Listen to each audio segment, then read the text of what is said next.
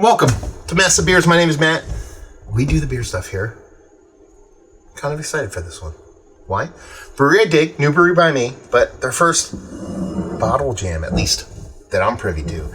This be the Druery Brewery. It's their Dark Matter Imperial Stout. Yeah, as you can see there. This is a 12.5% Imperial Stout brewed and bottled by Druery Syndicate LLC. I did not know they were the syndicate.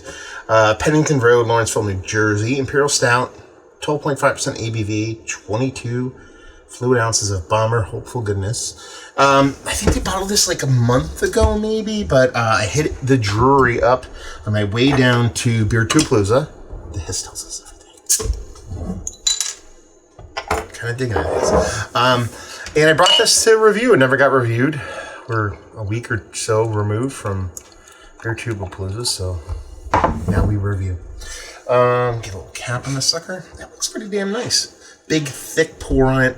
Really dig this label. You know, just kind of glossy, slightly iridescent, black on silver. I can get down with it. And as far as the beer looks, I mean, it looks all a part of a rich, big, thick, decadent stout. I've had some darker beers by them, and actually the first time I went there, the owner gave me a couple kind of pours of some random things they had in the mix, and I dug what I got, but I haven't got anything like super high BV stout-wise. When I saw this, definitely wanted to jump all over it. Yeah, just that rich, nice, almost close to what I like my coffee to look like, colored head with this big, thick, dark base. Let's see if we can get a nose. Ooh, what is that? So there might be a little bit of acetone, kind of like a stressed yeastiness to this. It very much comes off as like an anise black licorice, but I sometimes confuse that with that little bit of latex painting, kind of stressed out yeastiness. Not hating on it, it's just the first thing to jump out at me on the beer. It also can come off to a lot of people as very sweet and cordial, or like raspberry cherry fruitiness.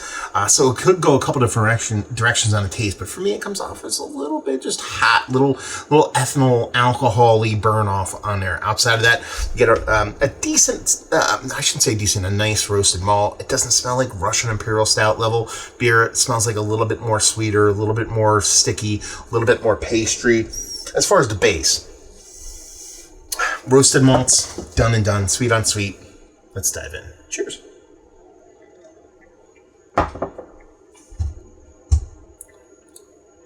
Yeah. It's weird because I think it's a combination of a bunch of the things that I said. I think it has this kind of big cherry cordial vibe. But if you talk to me, cherry mixed with raspberry cordial vibe, I think if you talk me into it, I could think latex paint on this. Again, I don't think it's a negative thing, overt negative thing. I think it's a stressed yeast thing. But at the same time, I don't think it's like over the top. Like, it's not removing me from the beer experience. It's probably the biggest kind of sticking point on it, or impact point, to where it just makes me kind of dance between, do I like it or do I not really like it? It's not to the point where I'm like hating it. But I'm kind of figuring out if it's a malt yeast mixture characteristic in a very fun way, or if it's kind of just a stressed yeast accident. I don't know, but I guess if I'm guessing at it, it's not that bad. Decent roasted malts on here. Again, we're not getting the bittering levels of Russian Imperial Stout, but there is some bittering here to balance off some sweetness. Really kind of like, almost like not even Imperial Stout mouthfeel, like Baltic Porter kind of mouthfeel. Has this density to it, but it still has this soft kind of fluffiness to it also.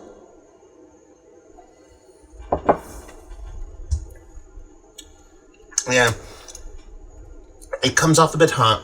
Raspberry cordial that I could be talked into it being a slight acetone latex thing. Soft, creamy mouthfeel. Fun foray. Fun first kind of out of the chute experience of the big burly stout from the Druery. Is it Mount Rushmore status for stouts for me? No. It's in the conversation. It's not toward the top. It's a fun first get from a brewery. I enjoy what they do. Again, one of the things you have to remember about a lot of breweries nowadays, and this is kind of me getting on whatever my soapbox a little bit, is that they've almost all been loose carbon copies of each other. Like they're very much the same playlist of just a slightly different tune. You know, a little bit of fruited smoothie sour, a plethora of hazies, a little bit of pastry. I walked in this place. They had an ESB. They've had cream ales. They've had stouts. They actually had a seltzer. And I was like, I don't like seltzers. And I was like, give it a try.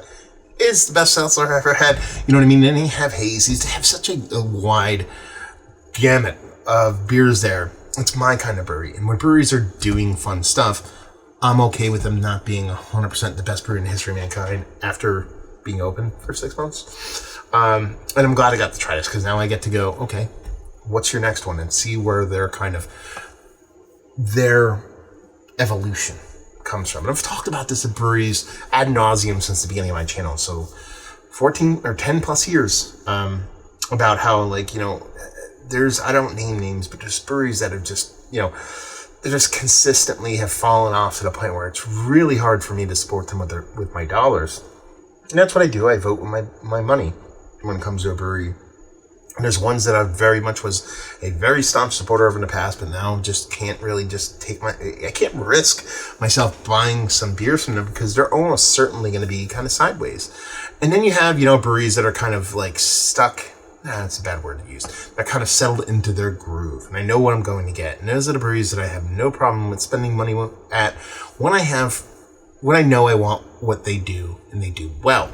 And then there's breweries like the Druery. There's a bunch of them. I mean, all my favorite breweries kind of started out here, whether it be Twin Elephant or a Conclave or, you know, Muckraker, Twin Alias or Two Villains, Never Turn Out, ALS Brewworks, all those breweries that have kind of, you know, some hits, some misses, stuff like that. But you see this kind of fun trajectory in what they're trying to do. It's very much what I dig about the Druery too, is that the beers that they have, well, I review mostly hazies from them because that's what I get to go when I go there to actually drink. Not that I'm against getting a hazy while I'm there.